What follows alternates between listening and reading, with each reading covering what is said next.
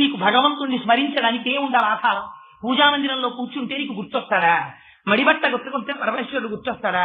నువ్వు విభూతి ఎట్టుకుంటేనే నీకు ఈశ్వరుడు గుర్తొస్తాడా? నువ్వు బొట్టెట్టుకుంటేనే నీకు పరమాత్మ గుర్తొస్తాడా? అలా అయితే నీ జన్మలో నువ్వు పూజామందిరంలో తప్ప ఎక్కడ ఉండకూడదు.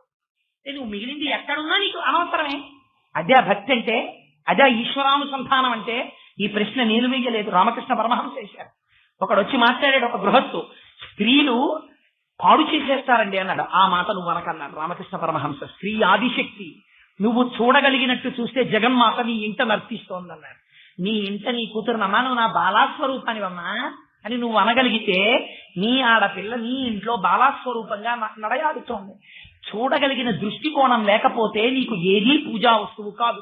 చూడగలిగిన కన్నుంటే నీకు ప్రతి క్షణం ఈశ్వర దర్శనమే అవుతోంది. అప్పుడు పూజా మందిరంతో అస్తమానం పట్టుకు వేలాడవలసిన అవసరం నీకేముంది? ఎప్పుడూ అగ్నిహోత్రమే. అగ్నిహోత్రం వంటింట్లో ఉన్నా కాల్చేస్తుంది, బెడ్రూమ్ లో ఉన్నా కాల్చేస్తుంది, లెట్రిన్ లో ఉన్నా కాల్చేస్తుంది, మేడ మీద ఉన్నా కాల్చేస్తుంది, నీ కింద ఉన్నా కాల్చేస్తుంది. నువ్వు ఎప్పుడూ ఈశ్వరుడితో అనుసంధానం అయిపోతూనే ఉంటున్నావు. పూజ ఒకసారి ఛార్జింగ్ అంతే, దాని ముందు కూర్చుంటున్నావు. ఎందుకని? గృహస్థాశ్రమంలో ఉన్నావు కనుక, విడిచిపెట్టకూడదు కనుక, అంతే. తప్పించి ఆ స్థాయికి ఎదగడానికి పూజ. అప్పుడేమవుతుంది? నువ్వు ఏం చెయ్యి? స్మరణం. ఈ స్మరణకి హద్దు ఎక్కడుందండి? నీకు ఈశ్వరుడి పట్ల భక్తి ప్రబలిపోయింది అనుకోండి. మీకు సభాముఖంగా నేను ఈ మాట చెప్పాను అని మీరు అనుకోకండి. నేను మీకు ఒక్క ఉదాహరణ చెప్తాను. మార్కండేయుడి తండ్రి మృకండు మహర్షి. దీన్ని పరమభక్తితో మాత్రమే అర్థం చేసుకోండి. నేను వేరొక ప్రయోజనానికో వేరొక చెత్త మాట మాట్లాడడానికో నేను ఈ విషయం ప్రస్తావన చెయ్యట్లేదు. మృకండు మహర్షి భార్యతో సంగమం చేస్తున్నాడు. సంగమం చేస్తుండగా భార్యా సంగమం జరుగుతోంది. జరుగుతున్నప్పుడు తనలో ఉన్నటువంటి 72,000 నాడులు తృప్తిని పొందాయి. తృప్తిని పొందితే పురుషుని యొక్క వీర్యము స్ఖలనమైంది. స్ఖలనమై మృకండు మహర్షిలోంచి మృకండుని యొక్క భార్యలోకి వెడుతోంది. వెడుతున్నప్పుడు మృకండ మహర్షి చేసిన విషయం ఏమిటో తెలుసా అండి? ఈశ్వర, మూత్రనాళము గుండా మూత్రము పోతుంటే అదే మూత్రనాళము గుండా నా వంశోద్ధారకుడైనటువంటి కుమారుడు జన్మించడానికి అవసరమైన రీతిలో నా శరీరము నిండా నిండినిబిడీకృతమైన తేజస్సునంతటినీ తీసి సర్వావయవముల నుండి కదిపి, హృదయస్థానము నుండి కూడా కదిపి, లేకపోతే కొడుకు పుట్టడు, హృదయస్థానము నుండి కూడా కలిపి ఆ తేజస్సుని అదే మూత్రనాళము గుండా నా భార్యలోకి ప్రవేశపెడుతున్నావు. ఇది కదా ఈశ్వరా నీ దక్షత అని ప్రార్థన చేశాడు. పరమభక్తుడైనటువంటి మార్కండేయుడు జన్మించాడు. స్మరణ మనకు హద్దు ఎక్కడుంది నాకు చెప్పండి ఇప్పుడు? అప్పుడు కూడా స్మరించాడు మార్కండేయుడి తండ్రి మృకండు మహర్షి. ఇది స్మరణం. అందుకే స్మరణ మనకు ప్రహ్లాదుని చెప్పాడు.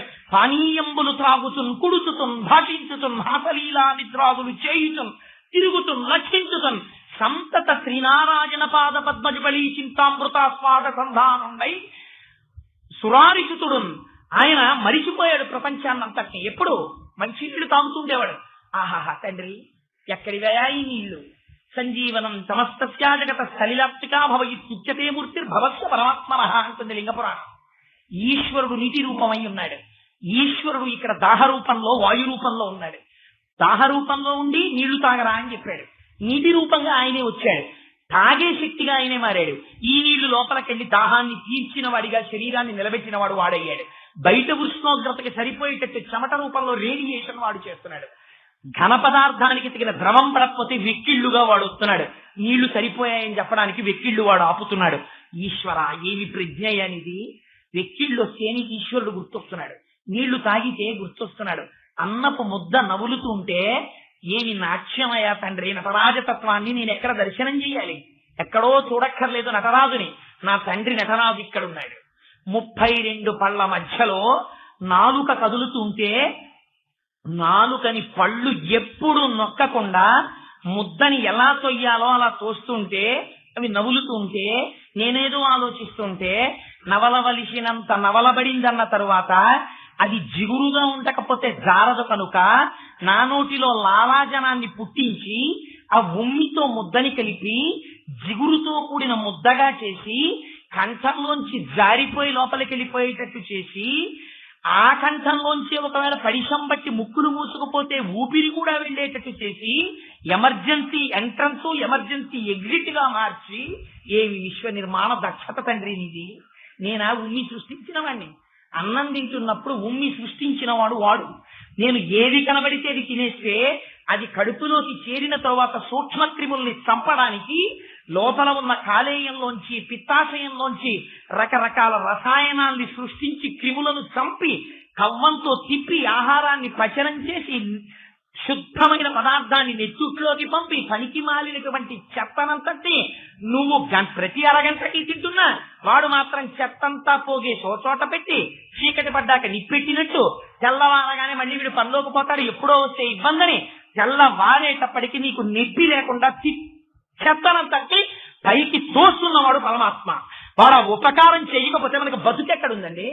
అంత దుర్గంధభూయిష్టమైనటువంటి పదార్థం లోపలుంటే దుర్గంధం బయటికి రాకుండా శాసనం చేస్తున్నవాడు పరమాత్మ. వాడికి కృతజ్ఞత ఉండద్దు నీకు? అందుకని ఇప్పుడు ఏమైంది? స్మరణం. ఇప్పుడు నీకు భగవంతుణ్ణి స్మరించడానికి ఏ ఉండాలి ఆధారం? పూజామందిరంలో కూర్చుంటే నీకు గుర్తొస్తాడా? మడిబట్ట గుర్తుకుంటే పరమేశ్వరుడు గుర్తొస్తాడా? నువ్వు విభూతి ఎట్టుకుంటేనే నీకు ఈశ్వరుడు గుర్తొస్తాడా? నువ్వు బొట్టెట్టుకుంటేనే నీకు పరమాత్మ గుర్తొస్తాడా? అలా అయితే నీ జన్మలో నువ్వు పూజామందిరంలో తప్ప ఎక్కడ ఉండకూడదు. నువ్వు మిగిలింది ఎక్కడున్నా నీకు అనవసరమే. అదే భక్తి అంటే, అదే ఈశ్వరానుసంధానం అంటే. ఈ ప్రశ్న నేను వేయలేదు, రామకృష్ణ పరమహంస చేశారు.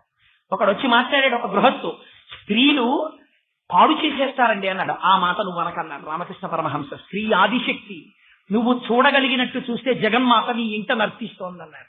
నీ ఇంట నీ కూతురునమ్మా, నువ్వు నా బాలాస్వరూపానివమ్మా అని నువ్వు అనగలిగితే నీ ఆడపిల్ల నీ ఇంట్లో బాలాస్వరూపంగా నడయాడుతోంది. చూడగలిగిన దృష్టికోణం లేకపోతే నీకు ఏదీ పూజా వస్తువు కాదు. చూడగలిగిన కన్నుంటే నీకు ప్రతి క్షణం ఈశ్వర దర్శనమే అవుతోంది. అప్పుడు పూజా మందిరంతో అస్తమానం పట్టుకు వేలాడవలసిన అవసరం నీకేముంది? అంటే నేను పూజా మందిరాలకి తాళాలేయమని నేను చెప్పట్లేదు మహాప్రభో. స్మరణము భక్తి అని వ్యాసుడు చెప్పడానికి కారణం అది. అందుకని శ్రవణం కీర్తనం విష్ణోహ స్మరణం పాదసేవనం. పాదములను సేవించు అన్నారు. పాదములను సేవించడమే, ఇంకొక అవయవాన్ని సేవించకూడదా? పాదములే ఎందుకు సేవించాలి అంటే పాదములు సేవించడానికి నువ్వు ఒక పని చెయ్యవలసి ఉంటుంది. పాదములు సేవించాలంటే నువ్వు ఇలా వంగాలి. ఒకడు ఒక మహాత్ముడి దగ్గరికి వెడతాడు. వెళ్ళి వాడిలో ఉన్నటువంటి మిగిలిన గుణాలన్నీ వాడికి జ్ఞాపకానికి వస్తాయి. కానీ ఆయన మా పక్కింట్లోనే ఉంటున్నాడు, ఆయన నాలాగే అన్నం తింటాడు, మేమిద్దరం కలిసి రైతు బజార్కి ఎడుతుంటాం, మేమిద్దరం కలిసి ఆఫీస్కి ఎడుతుంటాం, నాకు కారు ఉంది, ఆయనకి స్కూటర్ ఉంది, అప్పుడప్పుడు ఆయన నడిచి కూడా వెడుతుంటాడు, నేను ఇప్పుడు కారులోనే వెడుతుంటాను, సాయంకాలం మాత్రమే ఉపన్యాసం చెప్తాడు. అయితే ఆయనకి నేను నమస్కారం చేయడం ఎందుకు అన్న అహంకారం నీలో ఉంటే నీ శరీరం ఒక్క నాటికి ఇలా వంగదు. ఇలా వంగకపోవడమే దుర్యోధనుడు. దుర్యోధనుడు బాగా వంటబడితే ఇలా వంగదు, ఇలాగే నించుంటాడు. ఎందుకు నించుంటాడంటే అహంకారం, వాడి శరీరం వంగదు. వంగిందనుకో వాడు భీష్ముడు, ఆయన మహాజ్ఞాని మహానుభావుడు, అయినా సరే పెద్దల్ని చూసేటప్పటికి ఇలా వంగిపోయేవాడు భీష్ముడు. భీష్ముడి ఉపాసన జరిగిందని గుర్తు ఏమిటంటే ఆయన కృష్ణ పరమాత్మని చూసి గొప్ప స్తోత్రం చేశాడు. తను ఉద్దీపింప ప్రభాత నీరజ బంధు ప్రభమైన చేలము పైన్ రంజిల్ల నీలాలక వ్రజ సంయుక్త ముఖారవిందమతి సేవ్యం వై విజృంభింప మా విజయంజేరుడు వన్యకాడు మది నావేశించు నెల్లప్పుడున్నని స్వచ్ఛంద మరణం ఉన్నవాడు శిరస్సు ఉంచి నమస్కారం చేశాడు. వేరొకరి పాదములు ముట్టుకోవాలంటే నువ్వు వంగాలి. అంటే నీకు ఈశ్వరానుసంధానం కలిగిందని గుర్తు ఏమిటంటే నువ్వు ముందు నీకన్నా బాగా ఈశ్వరానుసంధానం చెయ్యగలిగిన వారి ముందు వంగుతావు. భక్తుల ముందు వంగితే భగవంతుడి ముందు కూడా వంగుతావు. ఈశ్వరుడి పాదములు సేవించాలంటే నువ్వు ఇలా వంగాలి. వంగి ఆయన పాదముల మీద పువ్వు తీయాలి. వంగడం చేత కాని వాడివి పాదసేవనం ఏం చేస్తావు? నువ్వు చెయ్యలేవు. పాదసేవనం పైగా అన్నిటికన్నా తక్కువ స్థాయి దేనికి చెప్తారు? పాదాలకి చెప్తారు. గొప్ప స్థాయి దేనికి చెప్తారు? తలకాయికి చెప్తారు. ఎందుకని? ఆలోచనలన్నీ ఎక్కడొస్తాయి? శిరస్సులో వస్తాయి. నేను ఈ ఉపన్యాసం చెప్తున్నాను, ఉపన్యాసానికి సంబంధించినటువంటి ఆలోచనలన్నింటికీ నిలయమేది? తల. కానీ మీరు నాకు నమస్కారం చెయ్యాలనుకోండి, ఎగిరిగిరి కోటేశ్వరారు పొడుగ్గా ఉంటారు, మా బల తెచ్చిన చేసుకుని ఎక్కిన తలకాయకి ఇలా అంటారా? అనరు. మీరేం చేస్తారు? నా పాదాలకి ఇలా అంటారు. నా పాదాలకి నమస్కారం చేయడమే, నా తలకి నమస్కారం చెయ్యాలి కదా. నా తలకి చేయకుండా పాదాలకి నమస్కారం చేయడం ఎందుకు? పాదమునకు నమస్కారము చెయ్యటకు నువ్వు వంగవలే. జ్ఞాపకం పెట్టుకోండి. ఆయన పాదాలు కింద ఉంటాయి, నీ శిరస్సు పైన ఉంటుంది. నీ శిరస్సు వంచడం ఆయన చెప్పినటువంటి మాటలను అర్థం చేసుకున్నాను అని గుర్తు. అందుకని అయ్యా మీరు మాకు మార్గమును చూపించగలిగిన వారని నేను అంగీకరించి తిని, మీ యందు మాకు మార్గమును చూపించగలిగినటువంటి దక్షత ఉన్నది, ఈశ్వరానుసంధానం ఉన్నదని గుర్తిరిగి నేను మీ ముందు వంగుతున్నాను అని నీ ఇతరమైన అహంకారములు పక్కన పెడితే కిందనున్నటువంటి పాదముల కోసం నీ చేతులు చాపి కింద పెడతావు. ఒక్కొక్కరు శిరస్సు తీసుకెళ్లి పాదాల మీద పెడతారంటే అతి వినయం. ఒక్కొక్కరు సాష్టాంగం చేసేస్తారు. ఇంకా దాన్ని మించిందే లేదు. అందుకని ఏమైంది ఇప్పుడు పాదసేవనం. అందుకే మహానుభావుడు మాలాకారుడు అడిగితే 2 అడిగాడు. ఇవి 2 బాబా గారు చెప్పినట్టు shraddha and saburi should go hand in hand అన్నారే, అలాగా నీ పాద కమల సేవయు నీ పాదార్చకులతోడి నియ్యము నితాంతాపారభూత దయయు తాపసమందార నాకు దయసేయగదే. ఎంత గొప్ప పద్యం అండి భాగవతంలో. ఆ ఒక్క పద్యం మీద 7 రోజులు ఉపన్యాసం చెప్పచ్చు. పద్యం చిన్నది. నీ పాద కమల సేవయు, నాకేం కావాలో తెలుసా తండ్రి? సర్వకాలముల యందు నీ పాదములను నేను సేవ చెయ్యాలి. అయితే నీ పాద సేవ చెయ్యాలంటే ఏది కావాలో తెలుసా? నీ పాదార్చకులతోడి నియ్యము. ఎప్పుడూ నీ పాదములు ఎడతెగక సేవ చేసేటటువంటి మహాభక్తులైన వాళ్ళతో నాకు స్నేహం కావాలి. ఎందుకని? స్నేహం ఉందనుకో వారు ఏం చేస్తారు? స్నేహం ఉన్నది అని గుర్తు ఏమిటి? అందుకే తెలుగులో ఆ మాటకి స్నేహ అంటారు. స్నేహ అన్నది స్నిగ్ధ, బీయింగ్ స్టికీ అంటారు చంద్రశేఖర పరమాచార్య స్వామి. అంటుకుని ఉండుట. వారు ఏం చేస్తారు? నిన్ను చూడగానే గుర్తుపడతారు. ఆహా దొరగారా రండి అంటారు. దొరగారా రండి అన్నారు అనుకోండి, అంటే దొరగారు నీ మనస్సులో ఉన్నారు, వారితో కలిసి ఉన్నావు అంటే. నన్ను ఉదాహరణగా చెప్పానని మీరు అనుకోకండి. ఒక పెద్దల యొక్క మనస్సులో మీరు ఉన్నారనుకోండి, అప్పుడు ఏమవుతుంది? వారితో కలిసి నడుస్తావు. కలిసి నడవడంలో మాత్రమే నీ అహంకారం విడిపోతుంది. అందుకే భాగవతంలో దశమస్కంధంలో రాక్షస సంహారం అంతా కృష్ణ భగవానుడు చేస్తాడు. ఒక్క లుబ్ధత్వాన్ని పోగొట్టడం కోసమని చెప్పి గార్ధవాసుర సంహారం మాత్రం కృష్ణుడు చేయడు, బలరాముడి చేత చేయిస్తాడు. తాటిపళ్ళుంటాయి, తాటి చెట్లు. ఆ తాటి చెట్లకి తాటిపళ్ళు ఉన్నాయి, అవి మంచి వాసన. గోపాల బాలుడు అడిగారు, కృష్ణ కృష్ణ నాకు ఆ తాటిపళ్ళు తినాలనుంది అన్నారు. అంటే కృష్ణుడు అన్నాడు, వెళ్ళి తాటిపళ్ళు కొయ్యొచ్చు, కానీ అక్కడ గార్ధవాసురుడు ఉన్నాడు, గాడిద తాటిపండు తినదు. కానీ ఎవరైనా తాటిపండు కోసుకుంటే అది ఒప్పుకోదు. తాటిపండు ముగ్గితే మంచి వాసన, అప్పుడు పిల్లలకి తిందామని కోరిక. తిందామని విడితే వాడు గాడిద రూపంలో వచ్చి కాళ్ళతో తన్ని పడగొట్టేస్తాడు. అందుకని వాళ్ళకి ఏ కష్టం వచ్చినా కృష్ణుడికి చెప్పుకుంటారు. ఇది భక్తి. కృష్ణుడికి చెప్పారు, కృష్ణ కృష్ణ మాకు తాటిపండు తిందామంటే లేదని. అంతకుముందు బకాసురుణ్ణి కృష్ణుడు వధించాడు, ఇతర రాక్షసుల్ని కృష్ణుడు వధించాడు, పూతనా సంహారం చేశాడు. ఏం ఒక్క గార్ధపాసురుణ్ణి కృష్ణుడు సంహరించకూడదా? సంహరించాడు. ఎవరితో సంహరింపజేశాడో తెలుసండి? అరణ్యంలో వెళ్ళేటప్పుడు బలరాముడికి పాల సంవాహనం చేసి బలరాముడు వెళ్ళాడు లోపలికి. వెడితే ఆ గాడిదొచ్చి కాళ్ళతో తన్నింది. ఆ తాడి చెట్టుని కదిపాడు బలరాముడు. బలము మిగుల కల గబల భద్రుడనిలో కర్రమనుడ గుట్ట చేసి రాముడనియు సతికి పుట్టె గర్భ సంకర్షణంబున సంకర్షుణండలి ఘనుడు సుతుడు అంటారు పోతన గారు. ఆయన పేరే బలరాముడు. ఆయనకి పైకి బలము, ఆంతరమునందు జ్ఞాన విజ్ఞాన విభవ సంపన్నుడు. అందుచేత ఆయన కదిపేటప్పటిక తాటి పళ్ళు పడుతున్నాయి. పడుతుండేటప్పటిక గాడిద వచ్చేసి తనబోయింది. వెంటనే ఆయన కాళ్ళు పట్టుకున్నాడు. పట్టుకుని గిర్ర గిర్ర గిర్ర గిర్ర తిప్ప తాడి చెట్టు వేసి కొట్టాడు. కొట్టేటప్పటికి తాళ వృక్షము తాకనది ఉందోగ్రతిన్నని విపరీతమైన వేగంతో ఇది వెళ్ళి ఆ తాడి చెట్టుకు తగిలేటప్పటికి ఆ తాడి చెట్టు కూలిపోయింది. ఈ గార్ధపాసురుడు మరణించాడు. చుట్టాలందరూ పరిగెత్తుకొచ్చారు. కృష్ణుడు గోపాల బాలుడు చంపించారు. అయిపోయింది ఆ వృత్తాంతం. ఏమిటా వృత్తాంతం అంటే, భగవంతుడు నీ యొక్క లుబ్ధత్వాన్ని తీయడు. ఎవరు తీస్తారు? భాగవతులు తీసేస్తారు. భాగవతులు ఏం చేస్తారు? భక్తుడైన వాడు తనకి అని తినడం. ఒక మధుర పదార్థం ఉందనుకోండి, 10 మందికి పెట్టి తాను తింటాడు. ఎప్పుడు లోకంతో కలిసి పంచుకుంటాడు. తనకొక విషయం తెలుసు అనుకోండి, 10 మందికి చెప్పుకుంటాడు. అందుకే భగవద్గీతలో గీతాచార్యుడు అంటాడు, ఏం చేస్తున్నాడు నా భక్తుడు? 10 మందితో కలిసి నా కథలు చెప్పుకుని మురిసిపోతున్నాడు అంటారు. అందుకని ఎప్పుడు అన్ని పంచుకుంటూ ఉంటాడు. పోగేసుకోవడం అనేటటువంటిది భక్తుడికి చేత కాదు. ఈ భక్తుని యొక్క ప్రవర్తన చూస్తే తప్ప స్వార్థపరుడు మారడు. అందుకే కబీర్ దాస్ గారి ఇంట్లో కందిపప్పు లేదు, ఓ గింజ బియ్యం లేవు. ఇంటికి నామదేవుల వారు వచ్చారు.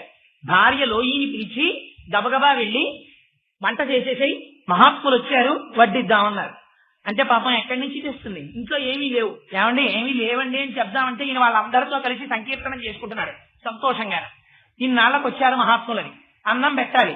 ఏం చేస్తుంది, వర్తకుడి దగ్గరికి వెళ్ళింది. వెళ్ళి అయ్యా వంట చేయాలయ్యా, కాస్త పదార్థాలు నేను నా భర్త నా బిడ్డ తినడానికి వద్దు, మా ఇంటికి వచ్చిన మహాత్ములకి వండి పెట్టడానికి అరువు ఇయ్యింది. ఆయన అన్నాడు, మీ ఆయన ఎక్కడి నుంచి తెచ్చి అరువు తీరుస్తాడు, నువ్వు చాలా అందంగా ఉంటావు, ఇవాళ రాత్రి నాకు పడక సుఖం ఇస్తానంటే నీ ఇంటికి వచ్చిన అతిథుల్ని పోషించడానికి నీకు వెచ్చాలు అరువిస్తానన్నాడు. తన శరీరం పాడైనా ఆ వచ్చినటువంటి అతిథులు పోషింపబడతారు, భర్త మాట నిలబడుతుందని అలాగే వస్తానంది లోయి. ఇచ్చాడు, ఇచ్చి వండింది, వడ్డించేశారు. వచ్చిన వాళ్ళు తినేశారు, వెళ్ళిపోయారు. వీధి వరకు సాగనంపాడు. సంతోషంగా రామనామ సంకీర్తనం చేసుకుంటూ ఇంట్లోకి వచ్చేసాడు. భార్య అంది, ఎక్కడి నుంచి తెచ్చావు లోయి, అంత బాగా వండి పెట్టావన్నాడు. రాత్రికి వచ్చి పడక సుఖం ఇస్తానని చెప్పి అంగీకరించి తెచ్చాను అంది.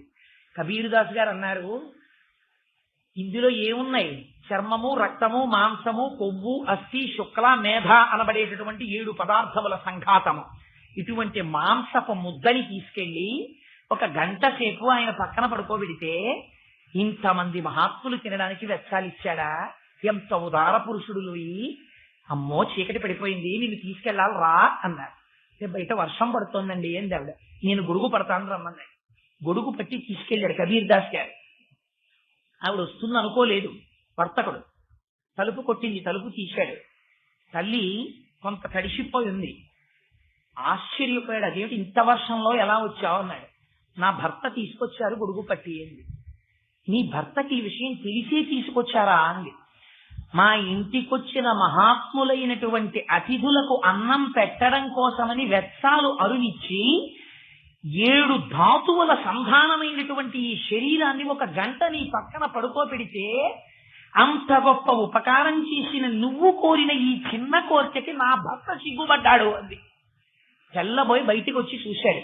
రామనామ సంకీర్తనం చేసుకుంటూ నిలబడున్నారు కబీర్ దాస్ గారు. వెంటనే వచ్చి ఆయన పాదాల మీద పడిపోయాడు. తన ఐశ్వర్యాన్ని పేదలకి దానం చేసి కబీర్ దాస్ గారికి శిష్యుడైపోయాడు. ఇప్పుడు చెప్పండి, అంతకుముందు లేడా ఈశ్వరుడు? ఉంటాడు.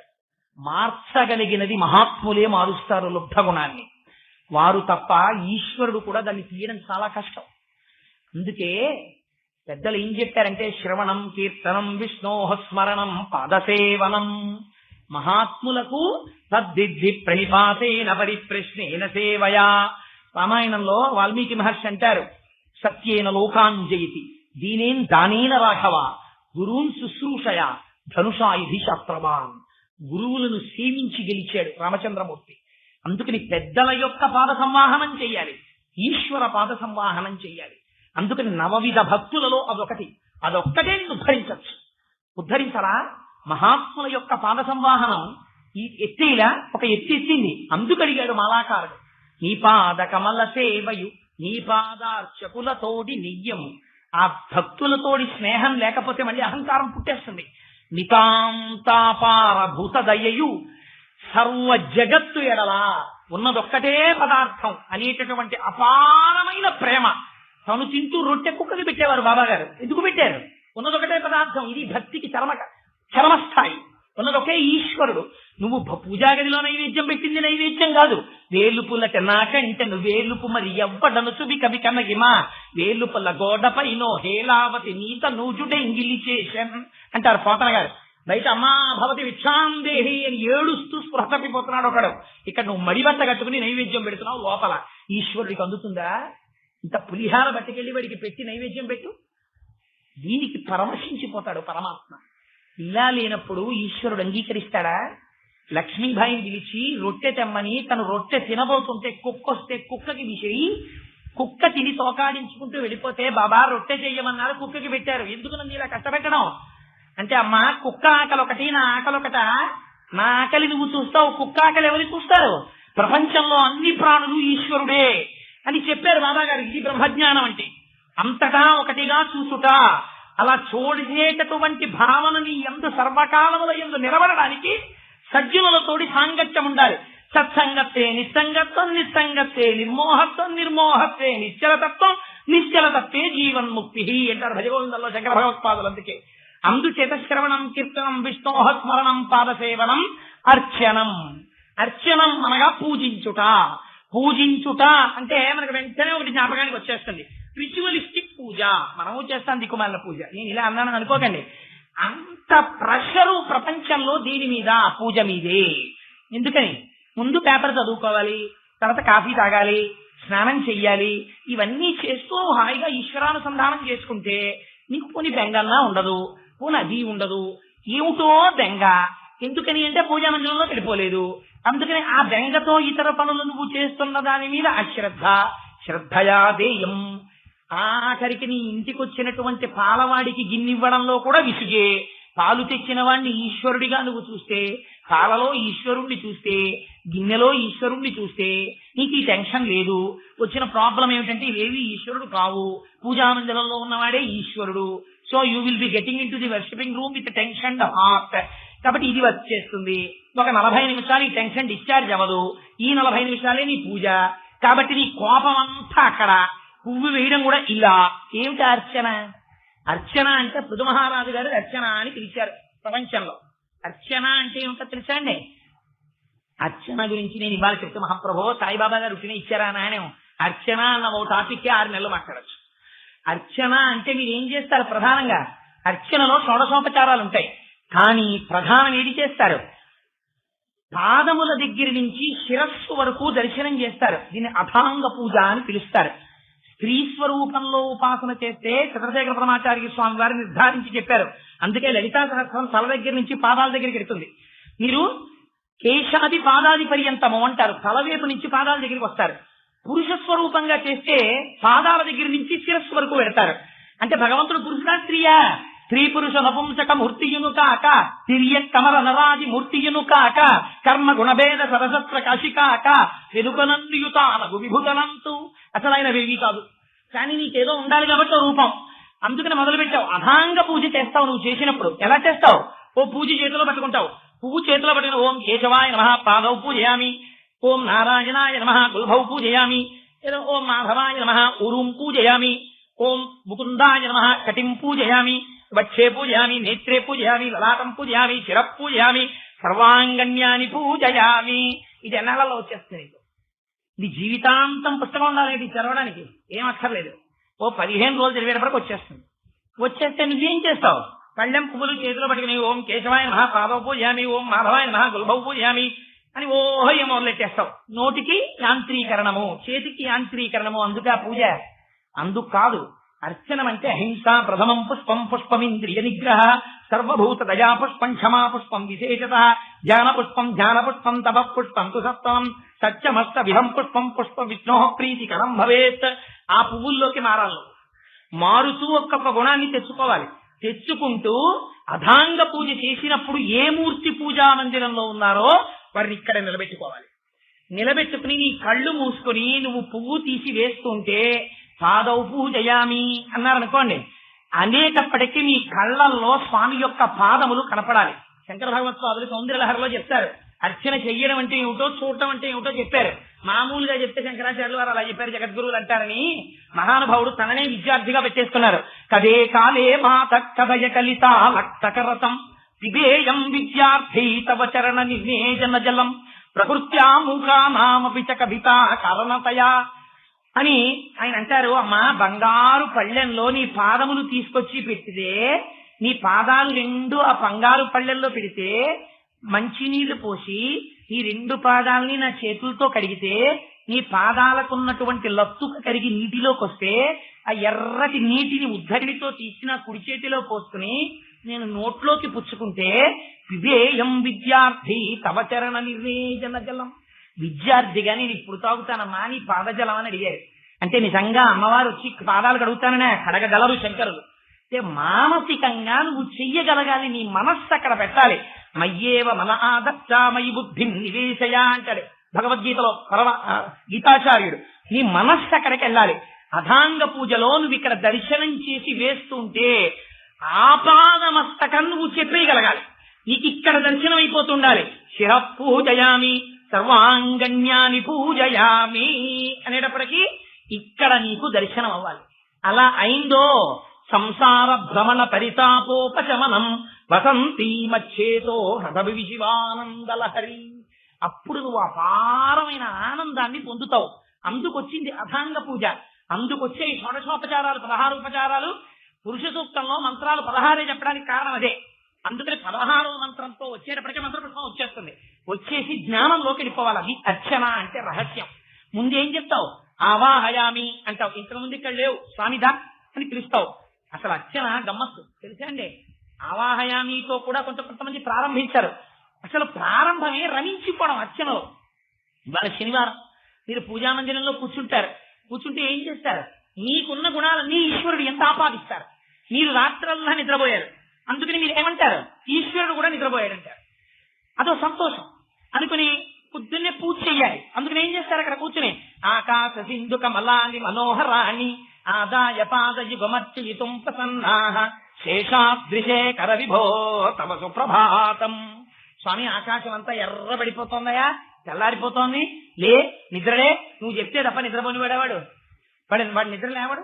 వాడు నిద్ర లేకపోతే సూర్యోదయం ఎలా అయిందండి? వాడు కన్ను తెరిస్తే కదా, వాడి 2 కళ్ళే కదా. నువ్వు చెప్తున్నావు కదా, క్షీరోధన్వత్ ప్రదేశే దుచమణి విలసైకతే భౌక్తికానాం మాలా క్లుప్తా సమస్త స్ఫటికమణి భైర్ముక్తి కైర్మండితంగా శుభ్రైరభ్రైరదభ్రైరుపరి విజితైర్ముక్త పీయూషవర్షై ఆనందీన పునీయా తరినడిన గదా శంఖపాణిర్ముకుంద భూపాదౌ విలయ సూర్య చంద్రౌ చ నేత్రే కర్ణావాసా శిరోద్యౌ ముఖమపి దహనో యస్య వాస్తేయమప్తి అని పీఠికలో చెప్తున్నావా లేదా విష్ణు శాస్త్రానికి? అందుకని ఆయనకి సూర్యచంద్రులు కన్నులై ఉన్నారు. సూర్యుడు ఎక్కడి నుంచి వచ్చాడు? నువ్వు సుప్రభాతం చెప్తే అంటే నీ భక్తి. నువ్వు స్వామి నిద్రలే నిద్రలే నిద్రలే అర్చన అంతే సుప్రభాతమే. మీరు స్వామి నిద్రలే, మీరు ఎంత పింకితనం అనుభవించాలి. బయట నుంచి ఎంత లగ్మన్నా నిద్ర లేవట్లేదు, ఈయనకి ఇలా కాదు ఇలా చెప్తే లేవడం. యశోదాదేవి వచ్చేస్తోంది, అదిగో అందరూ కూడా చల్ల చేసేసుకుంటున్నారు అని కృష్ణావతారం గుర్తు చేద్దాం. కృష్ణావతారం గుర్తు చేస్తే ఆ అవతారంలో పెరుగు చల్ల చేస్తూ ఉంటే ఆ కవ్వాల చప్పుడు వినపడితే గభాల నిద్రలేస్తారు అమ్మ గుర్తొచ్చి అని చెప్పి యోషా గణేన వరదగ్ని విమధ్యమాని ఘోషాలయేషుడ నిబంధన తీవ్ర ఘోషా రోషాత్ కలిం విధతే కకుభస్య కుంభా శేషాదృశే కర విభో తవ సుప్రభాతం. స్వామి అదిగో పెద్ద పెద్ద కుండల్లో నువ్వు శ్రీహంపతివి కదా, నువ్వు పుట్టడం వల్ల ఐశ్వర్యం ఎక్కువైపోయింది, పెరుగు బాగా తోడుకుంది, అందులో కవ్వం దింపారు, చల్ల చేస్తున్నారు, ఛర్ ఛస్ అని శబ్దం వస్తోంది. కుండకి కవ్వానికి యుద్ధం వచ్చిందా అన్నట్టుగా ఉంది ఆ శబ్దం. ఆ శబ్దం నీ కృష్ణావతారం నాటిది, అది వినైనా గుర్తు రావట్లేదా? లే లే లే అంటారు. ఇప్పుడు ఏమైంది అర్చన? మీరు పొంగిపోతే ఈశ్వరుడు నిద్రపోతున్నాడు అనుకుంటే లేపడంతో మొదలుపెట్టి లేచాడు. ఔపచారిక స్నానం సమర్పయామి, ఏదో స్నానం చేయమంటారు. స్వామి స్నానం చేశారు. మీరేం చేస్తారు? స్నానం చేసి ఆఫీస్కి వెళ్ళిపోరుగా, బట్టలు కట్టుకుంటారు. అందుకని ఆయనకి కూడా వస్త్రయుగ్మం సమర్పయామి. ఏమండి పండక్కి నేనే ఓసారి కొనుక్కుంటాను, రోజు నేను ఎక్కతానండి, బెంగెట్టుకోకు. అక్షత విరిగిపోని బియ్యానికి పసుపు రాస్తే అందులోకి అన్ని వచ్చేస్తాయి. అందుకని వస్త్రయుగ్మార్థం అక్షతాన్ సమర్పయామి. ఇక్కడ దర్శనం చేయి.